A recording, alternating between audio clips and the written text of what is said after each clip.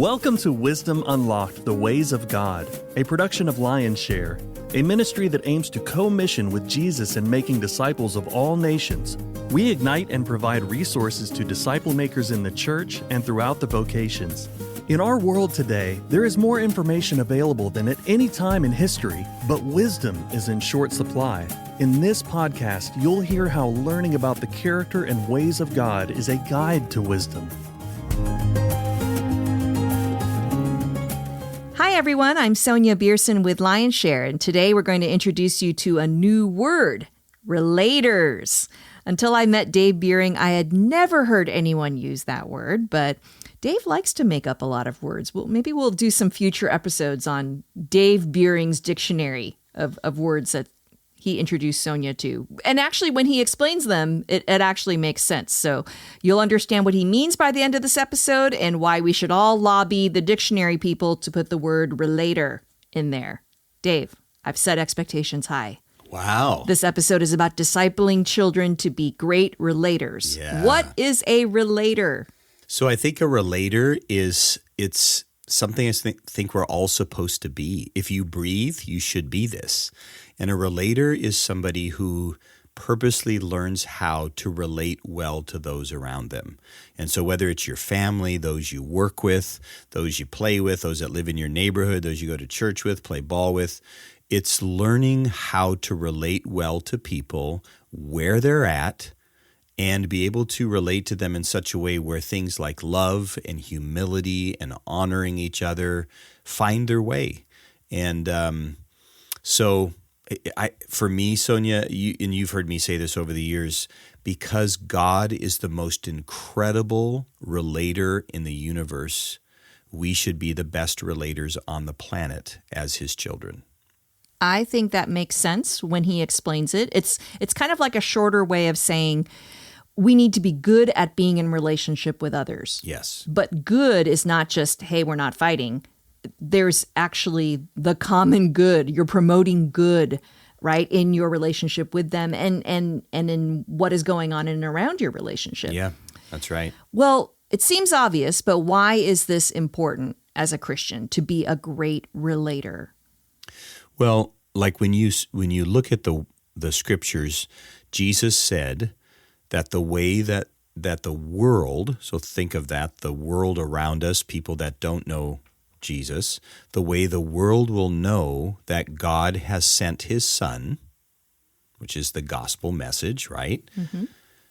Is the way we love one another, or you swap out the word love for the word relate, the way that we relate to one another. So in other words, the way that followers of Jesus relate to each other is supposed to be winsome to the world around us, where they say, I want some of that. Mm-hmm. I want to be a part of that. And so when you get to the core of that, in the scriptures, you also see that is an overflow of the relationship of the Trinity. The Father loves and serves the Son and the Spirit. The Son, the Lord Jesus, loves and serves the Father and the Spirit. The Holy Spirit loves, serves, and I'm also going to throw in there, glorifies the Father and the Son. And there's this relationship between the three of them that we call the Trinity, and they're three, yet because of that relationship, they're one. And it's an amazing thing. And followers of Jesus are to be a reflection of that Trinity in our relationships with each other. Yeah, I love that word you used, winsome. I feel like it's something that we don't think about as Christians. We certainly don't use that word. But our love for each other, our relating to each other, will prove to the world that you are my followers. Mm-hmm. You are little Christs because you are relating well to each other and loving each other. Boy, is that a word for today. Yeah, it's huge. And it's like if I could help every child as they're growing up become one thing besides that they love Jesus, it's that they would be a fantastic relator to other people. Because think of how as they grow up, that impacts their friendships, it impacts their learning, it impacts what their vocation will be, it impacts their marriage and their parenting, and on it goes. So yeah, Sonia, it's on a 1 to 10 scale for me, it's a 15. So the primary relationships in a child's life are with their family. So, with their parents, grandparents, with, their sibling, if they have one, maybe some extended family, but friends. Friends are a major part of their relationship world, and it becomes even more important as they get older. Let's talk a little bit about friendships and how these can kind of fall into different categories. This is something that you teach on in A Discipleship Journey, the adult version, in a chapter called Relationships. And you talk about the fact that there are different circles of friends. I guess you could call them buckets is another way of thinking about it. Acquaintances, casual friends, close friends, and core friends. Now, I get that as an adult. It's probably good over a period of time for you to figure out, okay, that person I've known for 10 years falls into this bucket. Maybe they were in the casual friends bucket, but now they've moved into the close friends bucket. Like, we have the ability through a lifetime of experience to kind of figure out how to do that. Yeah. Does this work with kids too? Can they understand this? Yeah, I think it's something that can actually be freeing to a child, and I don't think we need to put it on them too early because they're just learning to relate well with their peers around them, but to help them recognize a little bit that, I think of some of my grandkids who are in that 5, 6, 7, 8 range, they can begin to recognize it on their own that, they're drawn to this person a little bit more than that one, but they don't dislike that person. When they're with them, it's fine, but they just like being together more with, and they start recognizing some of these things. So the way that we've expressed this in A Discipleship Journey Kids is, as Sonia said, these 4 categories. So I'll just touch on them ever so briefly. But acquaintances, so I like to think of this like a target. So I'm on the outer circle right now, the farthest circle out from the center. You have acquaintances, and these are people that you sometimes see. So it could be the mailman. It could be the lady that, tends to check you out at the grocery store, when you're buying food and your children are with you. It's people that they see from time to time. And in those kind of situations, it's just helping them maybe remember the person's name. So when they see them, they can say, "Hi, Mr. So-and-so," and they're not a buddy, but they're an acquaintance. And then that next circle in would be casual friends. These might be people who are in their class, live in their neighborhood. They might play on a baseball team with them. And again, learning their names. But at this point, because you're involved a little bit more with them, you're starting to see what interests and activities they engage in and are important. This is where beginning to be a faithful friend to somebody is important. Then you move into close friends. And these are ones that are a little bit more linked to someone's heart. Okay, the others are activity-based, kind of some of those casual friends, but then you've got some that are actually linked to the heart. They enjoy the same kinds of things. When you have this kind of relationship, encourage your children to look for ways to help them. Look for ways to be an encourager. Maybe when they're going to bed at night, they bring up their names as you pray together. You're praying for them. So it's that kind of relationship. So it's a little bit closer. And then you get to the core friends, which would be more the very center of that target. And there's only usually a few that are here. These are some of the ones we might call our best friends or our really good friends. And these are friends that you can encourage your kids to be a little bit more honest with. So like, for example, if they know they're going on a trip and, the child is a little sad because they're going to miss out on, 2 weeks of baseball and not being on the team, that they know this is a person they can say, yeah, I'm kind of sad about it. I know it's going to be good, but I'm kind of sad about going. And where that other person will say, yeah, but the team will still be here when you get here. They look to cheer them on. They look to encourage and comfort each other. And, this is one of those places too that I see kids, it naturally happens when it's their core friends, is they tend to always stand up for them. So again, I'm not trying to make anything complicated. I just think sometimes we can help our kids know you have different layers of friends and just enjoy that with them. Yeah, the reason I think that I wanted to talk about this piece of it, Dave, is that I feel like as an adult, this idea of kind of circles of friends has been helpful for me as I kind of think about my life, what I do for certain friends, how I care for them. And what I've seen is I've seen lots of people who are adults who really struggle with the fact that they feel like everyone's got to be in their core. Mm-hmm. Or they're worried that nobody's in their core. Yeah. Or what I notice with younger kids is that they don't know how to act differently between someone who's really close to them and someone who else is a friend, but they don't feel exactly the same way about that person as they do this person. So they feel like, well, I'm being mean or I'm not being Jesus if I don't treat that other person that's maybe a casual friend the same way that I do with my core friend, my best friend.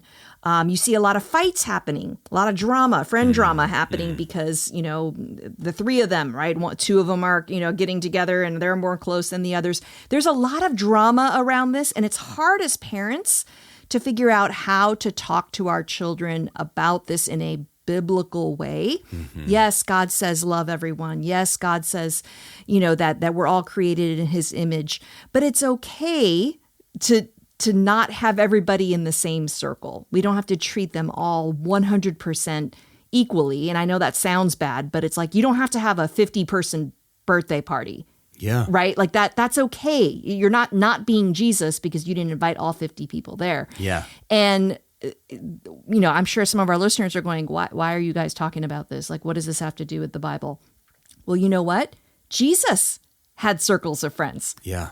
Talk to us about that. Yeah, and so when you look at the life of Jesus, you see some of these same dynamics where you kind of see the acquaintances, and I would call it in a Jesus language from the scripture, I'd say the crowd. You had the crowd, and at times Jesus interacted with the crowd. And then there were more casual relationships he might run by, like Zacchaeus, where there's this moment in time where this thing happens. And then you're seeing the disciples maybe more as a committed group of friends. And then even in the midst of the disciples, it seems like he would pull Peter, James, and John. Now, like Andy or Andrew, Peter's brothers, left out of this thing.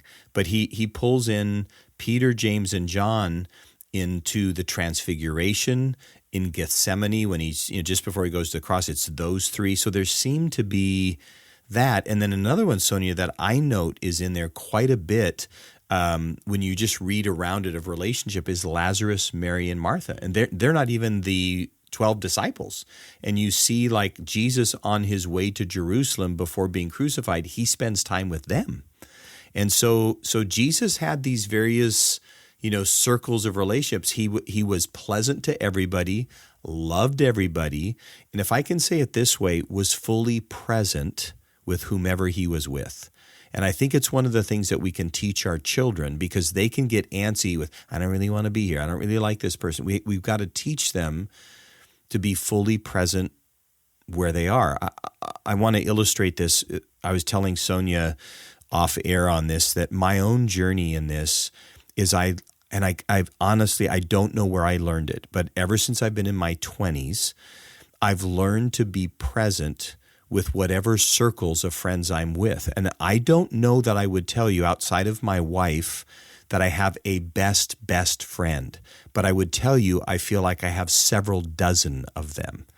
And here's what I mean. Like there are certain friends in my life when it comes to football, that's who I want to be with.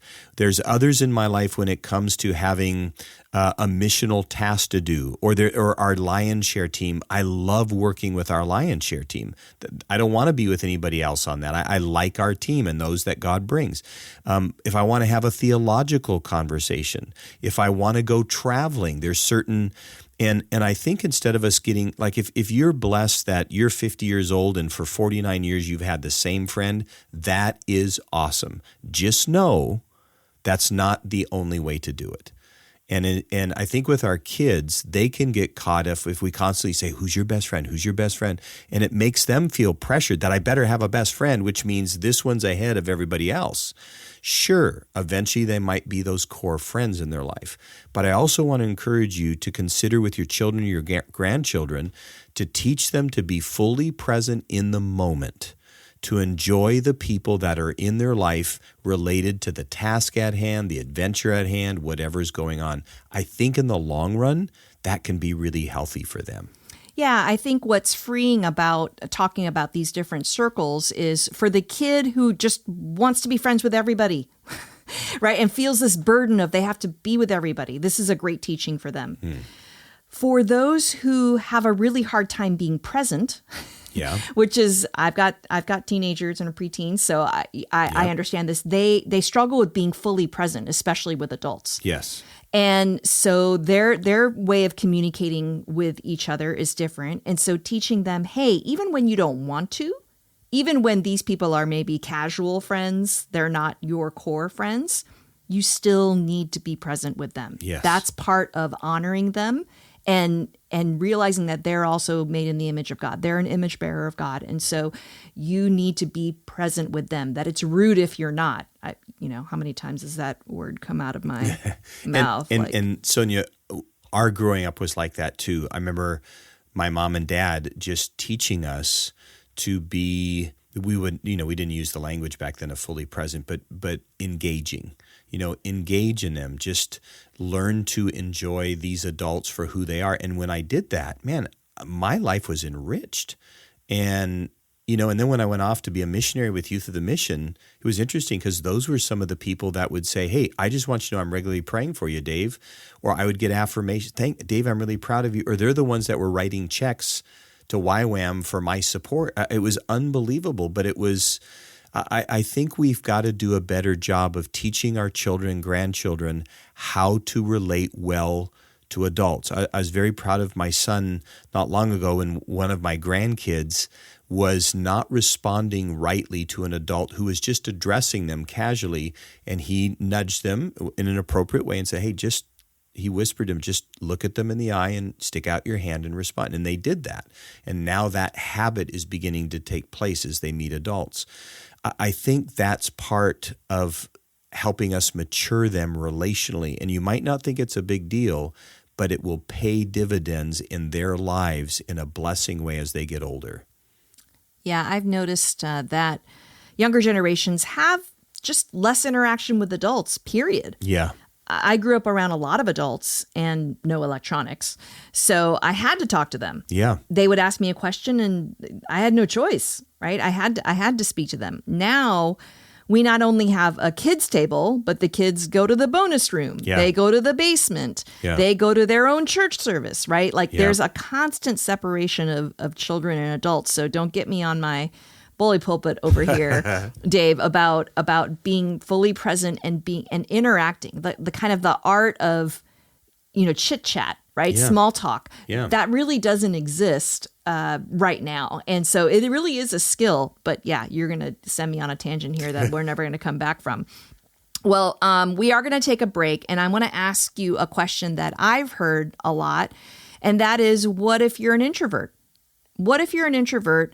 What if, you got stuff to do, right? Like, how do I be a good relator if that's just not the way I'm cut? That's just not the way God designed me. So we'll talk about that when we come back from a break. You can order your copy of A Discipleship Journey Kids at lionshare.org/store. There you can also purchase a subscription to the animated video series that goes with the book. You can subscribe as a family, a church or school under 100 kids, or a church or school above 100 kids. And download the Lionshare Leadership Group app on your phone so you can watch the parent prompt videos to encourage conversations and applications for what your child is learning. A Discipleship Journey Kids is not a curriculum of Bible stories. If you've been through a discipleship journey, you'll see that the chapters line up. Kids will read scriptures and learn about hearing the voice of God, God's great gift of grace to us, the practices of a disciple, and their role on God's team. Go to lionshare.org/store. All right, Dave, so we've been talking about being a good relator, how that is modeling Jesus. It's what God wants us to do. It's what the Trinity does within itself. What if we don't feel like we're designed to be a good relator? We're an introvert. We don't really like interacting with people on their terms. What do you say to people who ask you that kind of question? Yeah, no, and it's legit because some people are made where they lean more relational, and some are made where they lean more task, and then some are made kind of in the middle.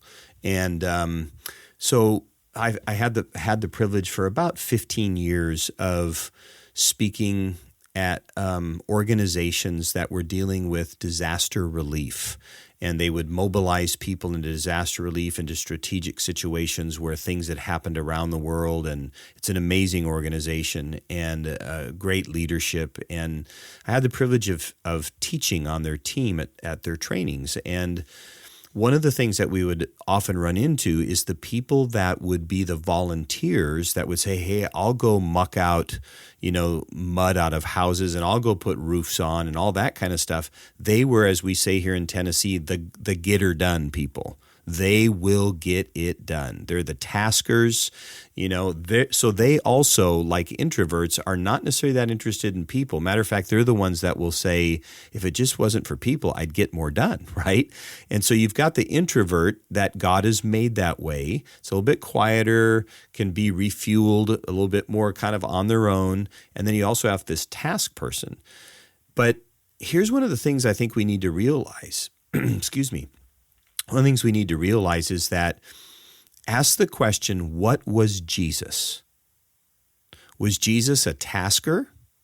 Was Jesus an introvert? Was Jesus an extrovert?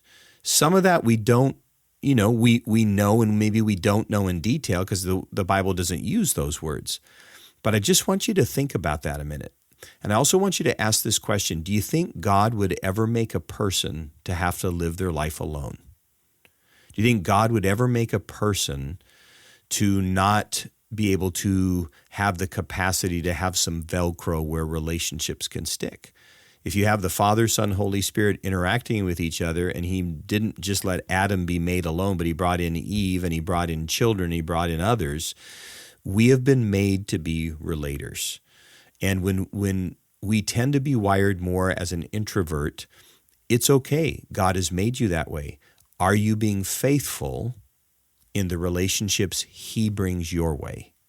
Okay, you might not be the one that will be seeking them out, but the relationships that God brings your way, are you stewarding those relationships well? I think that's a way that you can look at that. And if you're stewarding them well, that's awesome. If you're not, Lord, help me to get your heart for people. For those that are the taskers, yes, Jesus accomplished his mission, but even his mission of the cross was reconciling people to God. So even his mission was about people. So I often say to taskers, it's important that you get God's heart for the people that you are doing the task for, because God has a heart for them. So I think, Sonia, those are legitimate things. And as we were raising children that are more the tasker, more the introvert, I think it's for the introverted child, are you stewarding the friendships that it's obvious God's brought your way? And for the task child, it's realizing, hey, don't just get caught in checking off the boxes that you got your list done. Look at the impact that you made on the people's lives around you. And we shouldn't assume that the extrovert's doing it all right. For sure. Just because you're out there and the extrovert is seems like they've got a ton of friends and they're with them all the time and they're talking to them and whatever, they actually may not be stewarding that friendship in a fully present way, stewarding not just that friendship, but actually helping that other person, serving them and noticing their needs. So just because it may look a certain way on the outside doesn't necessarily mean that that just because you love being around people, that you're automatically in the right, that you're automatically a good relator. And I think the problem with extroverts at times that they can wrestle with is they can be so in touch with so many people that they don't really have deep relationships. Mm-hmm. And so I think as parents, as grandparents, one of the things you want to do is, like, if your child tends to be really easy with people, is watching to see which relationships they tend to have some deeper conversations with or deeper commitment to. I think that's an important piece to underscore as well. Yeah. Well, there is a section here in the chapter in which you talk about how to be a good friend. And I'm just going to read off a few of them. I'm going to put these verses in the episode notes. And this is a great thing to go through with your child. You know, how to be a good friend: give grace, show humility, celebrate our differences, love, honor them, be joyful and patient, pray, be kind to everyone, understand and trust, live in harmony. All that comes out of Romans 12, you know, in some piece of Romans 12. Share each other's burdens, and in this way, obey the love of Christ. And, you know, when I think about how to be a good friend, we are not that great at that, being a good friend. So much of what's going on in our country and in our world have to do with the fact that we are not great at being good friends. When I look at some of the things on this list: love others even if they're different, help people even when they might annoy you, be kind even when others do things that make you mad, choose to find the best in people. I mean, I know you wrote this for children, but maybe we adults could do some of this stuff. What do you think? Hey, maybe we should make an edition of ADJ Kids for Adults. What? How about we do that? We'll call it a discipleship journey. I think someone already had that idea, Dave. Okay, all right. All right, I'm going to ask you one more kind of challenging question. And that is, and I've come across this with kids, or I wouldn't be asking you this during the children episode as opposed to the adult version of this. But let's talk about boundaries. So we do have to have boundaries with some people. And I notice that there are some kids that appear in my children's lives where I'm like, ooh, that kid's not a great influence. Yeah. Right. And we don't need to be the same as we are with them, right, as we are with our core friends and whatnot. But it's not that you're not being the same with them because you're not close. There's a piece to this that I notice as a parent that I have a caution in my heart about this. And so I want to teach my kids that it's okay to have some guardrails, some boundaries with some people. What do you think about that? Yeah, no, I'm with you 100%. I remember our son walked through a phase of life as a child where there was another child in his life that started to influence him. And he was kind of one of those fun personality kind of children, so he was drawn to him. But Cheryl and I watched the fruit of what would happen in our son's life when that person was around. And both of us, within a short period of time discerned some things there, and we didn't know this child. So we tried to reach out, get to know. I think we had, I don't know if they were at the house or we had an activity with them just to kind of firsthand see. And there was enough there that we realized, there needs to be a boundary that's drawn here. And so we had to sit down with our son and in a kind way express to him our concerns. And it ended up being a concern enough that because we were wondering which school he needed to be in, we chose to actually put him in a different school because we saw the intensity of what could happen in that relationship.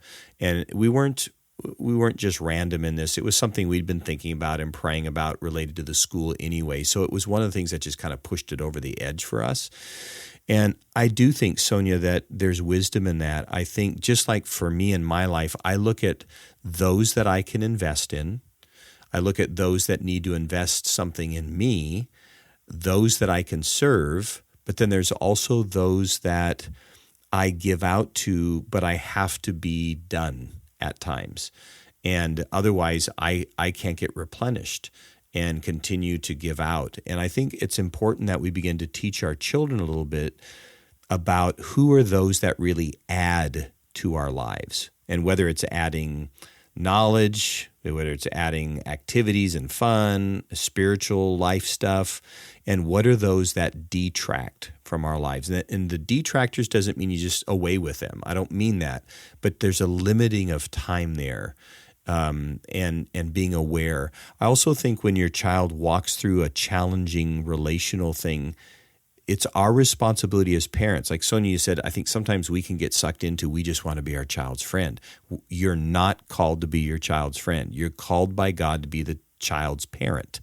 Always remember that. Doesn't mean you're not friendly, for sure, but it just means you are the parent, and that means there's a shaping element. So sometimes I remember we had to walk through with our children How do you respond in this way? When they do this, here's some wisdom on what you might want to say or do, or is that the time to exit? And I think those are really important things for us to consider as we're discipling our children. Yeah, boundaries are a hard thing, and honestly, it's a lifelong thing to learn. And as a child, it's hard because your world is black and white, right? Like Yes. that person's either my friend or they're not my friend. Yeah. It's like you're Yeah. in or you're out. Yeah. Very black and white. And so, a piece of wisdom that a friend gave me when we were kind of dealing with a situation with our sons and another kid, in the neighborhood, is she said, because I said, how do you teach them to not be mean to that person because you've decided, hey, this person doesn't have a good influence on you. I want you to put some distance there. Well, for them, putting some distance means like, I'm going to ignore them at school. I'm going to tell them they can't sit with us. Like, they're dead to me. And what she said to me is, here's what I've told my son. Being friendly is not the same as being someone's friend. Yeah. So you can be friendly with them, but you don't have to go all in. Yeah. And that seemed to resonate. That seemed to help. And planting those seeds of it's healthy to put a boundary, to put a guardrail there, I feel like that's really going to serve, my son and her son really well as they get older. Mm-hmm. That's an okay thing to do, and it's a healthy thing to do. And Jesus put up some boundaries, right? And we always talk about the rich young ruler. Right, he's a great example of a boundary to me. Where Jesus said, "Okay, I'm putting it down. Here's the challenge, and if you choose to accept it, then great. And if you don't, God be with you." Yeah. And I kind of feel like I have some freedom because I see that Jesus did that. That Jesus kind of gave a standard and said, if you don't want to follow this standard, then you really don't want to follow me. And I don't mean that in a threatening way with friends, right? But if I am trying to set a bit of a boundary and they keep crossing it, then I kind of know this is someone who's not going to add to my life. They're going to take away from my life because I'm going to end up feeling exhausted by the end of it. Yeah. So there, you guys got a little mini counseling session between me and Dave talking about my friend relationships. But I hope this was helpful for you as you think about it, not just in the context of kids and their friends, but how to parent them through it. Because they're going to be going through these things. They're going to be talking to you about it. You're going to be modeling it for them based on your own relationships. But the Bible has a lot to say about honoring people and how to be a good friend. And Sonia, I just want to encourage people, if you haven't gone to lionshare.org to really check out a Discipleship Journey Kids, and especially if you're a parent, a grandparent, or you happen to be a children's pastor or a Sunday school teacher, I really want to encourage you to do that because it's been created to serve you so that you can really shape your kids in the ways of God. So please take some time to check that out. It'll guide you into the scriptures and how to be able to do that. Well, and it is December, Dave. So, Christmas is just a couple of weeks away. It might be a good present. That's a great idea, to Sonia. give to your child or to a parent or to an aunt or uncle or someone in your life who you say, this would be a great thing for you to do with your kid in the coming year. Yeah, what absolutely. Do you think? I think that's a great idea. And I don't think you'll feel like it's a swing and a miss. I think it'll be something very practical. And just so you know, we have our ADJ Kids coach, Laurie Jarvis, that you can reach out to and contact, and she'll help you, like practically help you know how to implement this in your situation. Yeah, so go to lionshare.org/store, and that's where you can find both a Discipleship Journey and a Discipleship Journey Kids. And you can also find out how to subscribe to the animated series so that you can watch that with your child and then go through some things in the books. I also want to remind you all that we have an app, Lionshare Leadership Group, that you can download from the App Store or Google Play Store. And on there are some video devotionals that Dave has created for every day of the year. That's something you might want to start in January. Yeah. So download that. Take a look at starting with those devotions. They're free to you to use.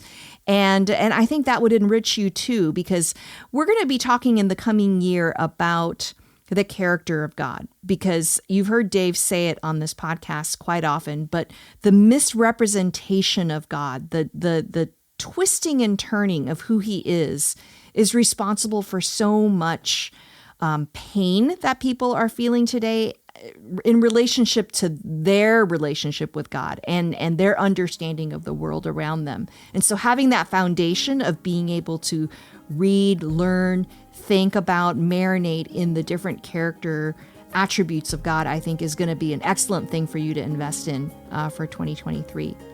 Anything else, Dave? We've done a great little commercial here at the end. It was a great commercial, and I just want to underscore that the devotional, if you want to get to know God more, 2 minutes a day over the span of a year, 101 attributes of God's character, 3 to 4 days each. Go get it. Yeah, I like the Christmas one. I do too. Yeah.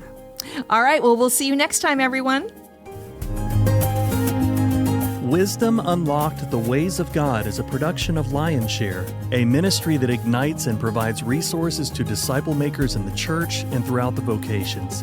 To learn more about what we do and how we can help you, please visit lionshare.org. You can also follow us on Facebook, Instagram, and Vimeo.